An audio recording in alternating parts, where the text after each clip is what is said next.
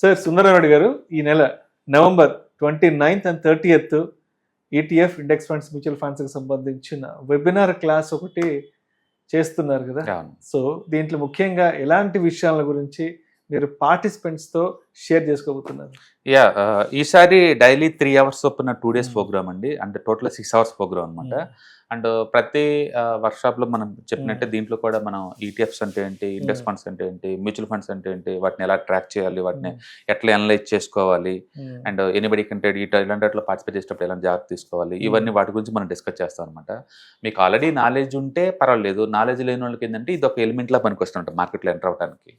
కాబట్టి మీరు ఏదైనా డబ్బు పెడదాం అనుకున్నారు, బట్ వితౌట్ నాలెడ్జ్ లేకుండా పెట్టాలంటే ఫీర్ కదా, ఏం జరుగుతుంది అక్కడ తెలుసుకోవాలంటే. ఇలాంటి ప్రోగ్రామ్స్ అటెండ్ అవడం ద్వారా ఏంటంటే మీకు ఒక స్టెప్పింగ్ స్టోన్ అనమాట ఈ ఫైనాన్షియల్ వరల్డ్ లోకి ఎంటర్ అవడానికి కోసం. ఆ భయం లేకుండా పోద్ది మన డబ్బు ఎక్కడ పెడుతున్నారు, ఏం చేస్తున్నారు అనేది. రెండోది మీకు ఈ ప్యాసివ్ ఇన్కమ్ లా, యాక్టివ్ ఇన్కమ్ లా కావాలన్నా ఎలా క్రియేట్ చేసుకోవచ్చు ఐడియా జనరేట్ అవుతుంది అనమాట.